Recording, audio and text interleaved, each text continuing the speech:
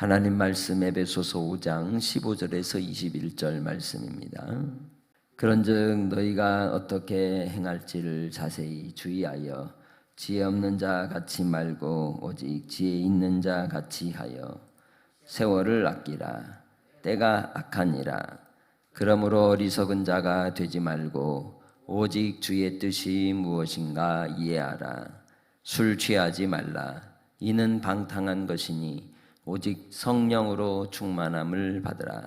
시와 찬송과 신령한 노래들로 서로 화답하며 너희의 마음으로 주께 노래하며 찬송하며 범사에 우리 주 예수 그리스도의 이름으로 항상 아버지 하나님께 감사하며 그리스도를 경외함으로 피차 복종하라.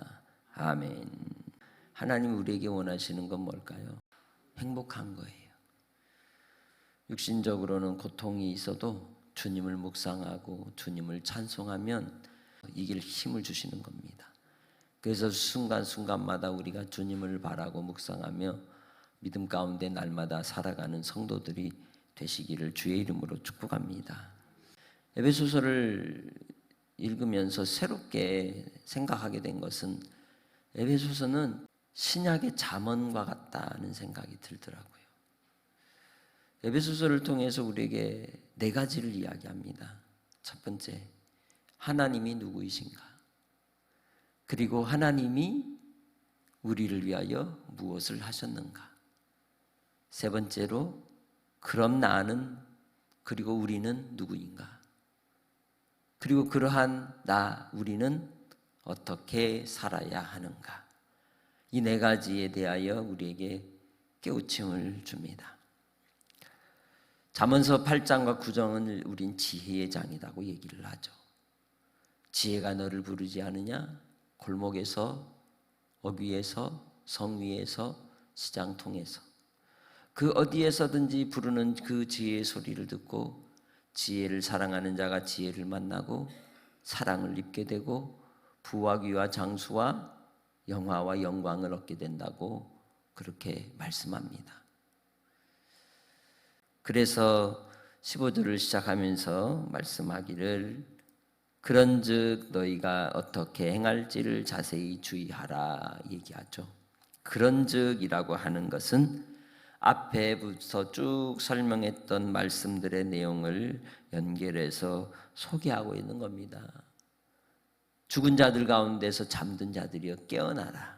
언제까지 잠들어 나태함에 안주함에 살겠느냐라고 하면서 우리는 하나님의 자녀로서 그리고 또한 하나님의 언약을 받은 하나님의 백성들이 살아가야 될 삶에 대한 두 가지의 답을 주었죠.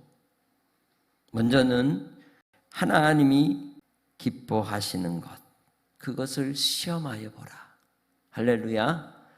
그래서 우리가 어떻게 살 것인가는 4장 10절에 말씀하는 것처럼 주님이 뭘 기뻐하실까?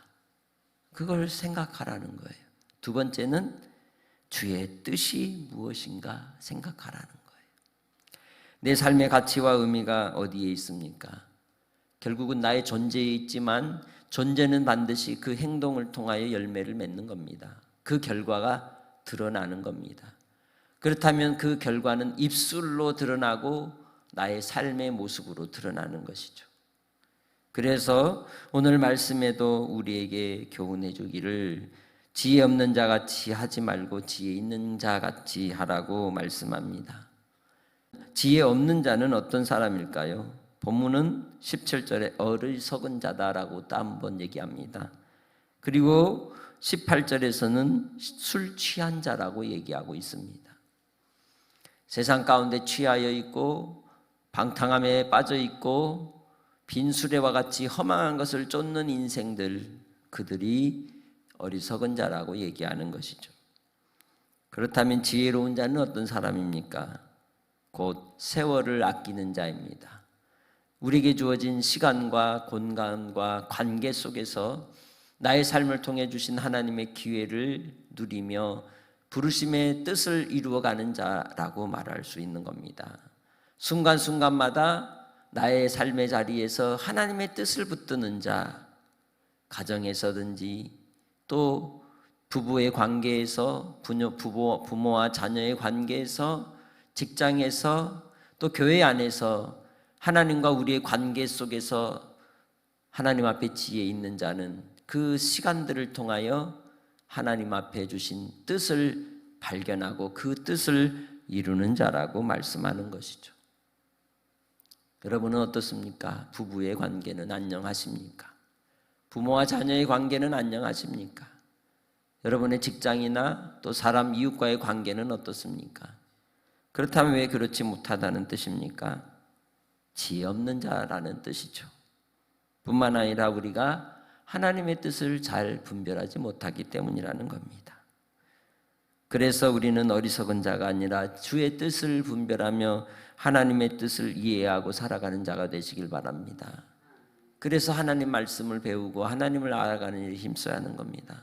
공부해야 하는 겁니다.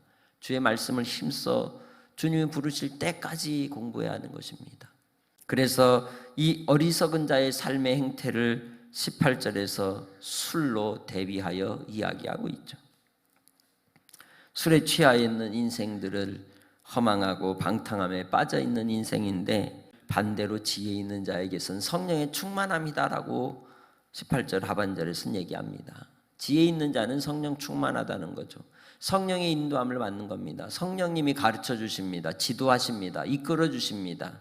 그래서 성령의 인도함을 받기 때문에 그의 삶의 마음에는 평강이 있고, 그 평강을 따라서 항상 입술에 찬송과 감사의 고백이 가득하다는 거죠. 그런데 19절부터 이야기하는 21절까지의 내용은 술 취한 사람도 똑같아요. 술 취하면 뭘 잘해요? 젓가락 들고 가수가 돼요. 가수. 그러죠? 그리고 기분이 얼마나 좋은지 호주머니에 있는 돈 다 뿌려요. 얼마나 잘 섬기는지 몰라요. 그리고 그 나중에는 사람이 술을 먹는 게 아니라 술이 사람을 먹어버리죠. 그래서 항상 술에 충성하고 복종합니다. 술이 부르면 언제든지 달려갑니다. 그래서 그들도 술을 무슨 님이라고 불러요? 주님이라고 부르는 겁니다. 그들도 술을 주님이라고 부르는 거예요. 중요한 것은 결국 그 인생은 허망하다는 거예요. 탐욕에 빠진 인생들의 모습으로, 우상 숭배의 모습이 술 취함에 있는 겁니다. 믿는 사람들은 이 술에 대하여는 철저해야 합니다.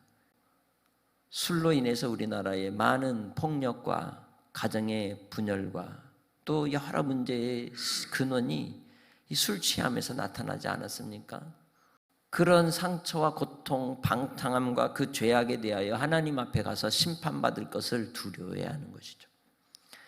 그러나 성령으로 충만한 사람은 그 입술에 하나님을 향한 찬송이 가득합니다. 그리고 하나님의 주신 지혜로 인생을 즐거워하고 인생을 즐길 줄 아는 거죠. 아름다움을 누릴 줄 아는 사람입니다.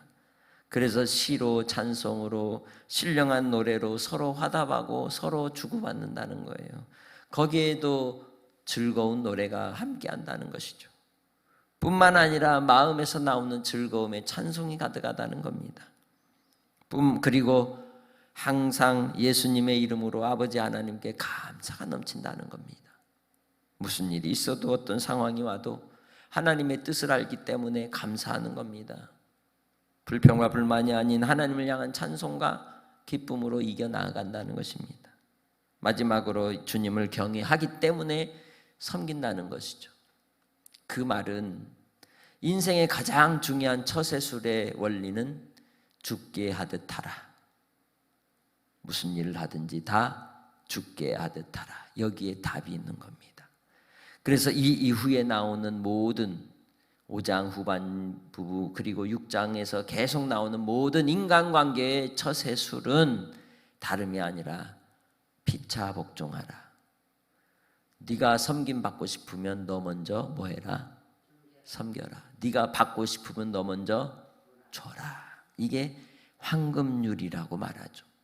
주님 안에서 오늘 하루를 살 때에도 하나됨의 지체의식을 가지고 지식의 근본인 지혜이신 예수 그리스도를 사랑하며 주님 안에 살아 하나님의 영광을 드러내는 삶으로 성령 충만하여서 진, 선, 미, 성 그리고 그리스도의 긍휼이 풍성한 여러분의 삶이 되시길 주님의 이름으로 축복합니다.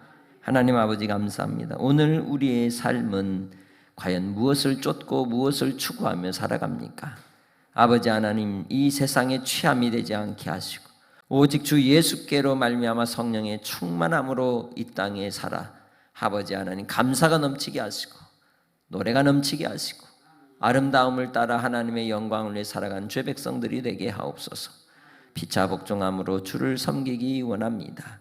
아버지 하나님, 사랑하는 믿음의 권속들에게 담대함을 허락하사 생명 살리는 아름다운 사명을 이룰 수 있는 우리 모두가 되게 하여 주시고 주의 복음으로 아버지 하나님 이웃적 전장치를 통하여 생명 살리는 일에 함께하는 우리 믿음의 권속들이 다 되게 하여 주옵소서. 성령으로 역사하사 한 영혼이라도 주님께 돌아오는 놀라운 은혜가 임하게 하옵소서. 간증거리 삼아 주시옵소서. 감사하옵고 예수님의 이름으로 기도합니다. 아멘.